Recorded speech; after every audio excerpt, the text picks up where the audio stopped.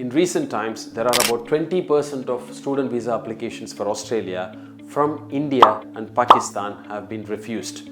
And 50% of applications from Nepal also been refused. If you are looking at Australia as your education destination, this news may be shocking to you. You may be worried whether you have the chance to get the student visa. In this video, we're going to talk about the real reason behind the student visa refusal and see how immune you are when you apply for your student visa. Let's get into the video. I'm Sundar from Baasu Consultants.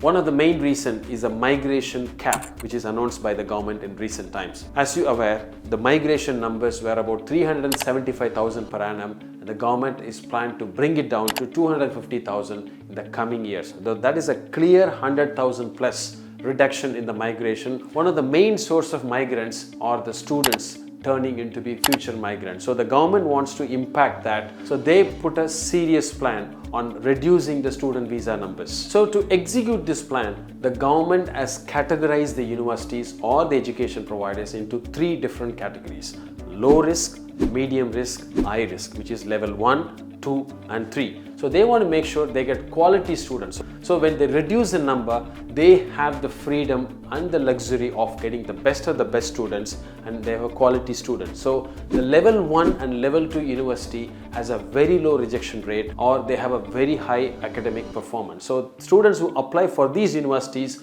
or the education providers has the better chance of getting a student visa successfully. Because of this recent change on the landscape of the whole student visa prospects, many universities have come back to the potential students.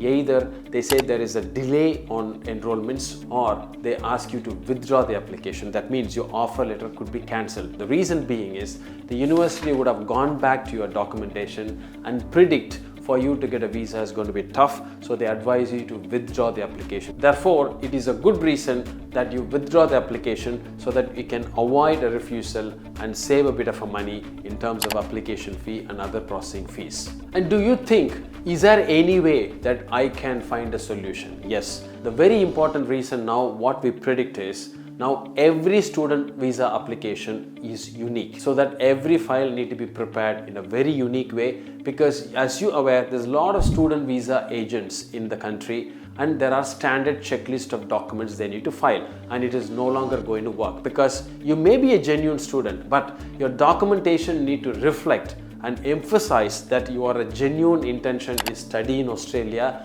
and you should have a clear pathway what is your post-study plans are, and that needs a lot of attention to detail on your application and your file, and you need to find an education agent who can spend with you quite a lot of time in terms of understanding your past and present and the future, so that your visa application will be something unique and so that they can reflect that your real intention or your genuine intention that studies is the key. Even the university you choose is under level 3, still you have a very good chance to get your visa. Making sure the course you intend to wanted to study is very unique with that university. So there is a lot of documentation required on your file reflecting that your genuine interest towards that particular university and to that particular course. And in some cases, it may be a good idea that if your intention is to go and study in Australia and for various reasons that your file is not coming under the positive profile file in terms of your score you secured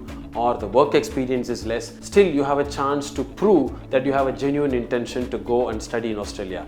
Many Australian universities have overseas campus, and it may be a good idea that you commence your program in one of those overseas, which is offshore campuses of Australian universities, and maybe finish 1 year and then get back to Australia with the student visa, where in the first year you have a great opportunity to prove yourself where you are a genuine student and your real intention is education. So as a nutshell, if you are a student looking at Australia as your higher education opportunities, still you don't need to panic, but you need to plan well and making sure you choose your right education agent, also that the right education provider, more than that, a right course for you which suits your focus and your vision. I hope this video is a bit of helpful for you, and if you like this video, please share it with your friends or someone who is looking at Australian education opportunities. I look forward to see you in another video soon.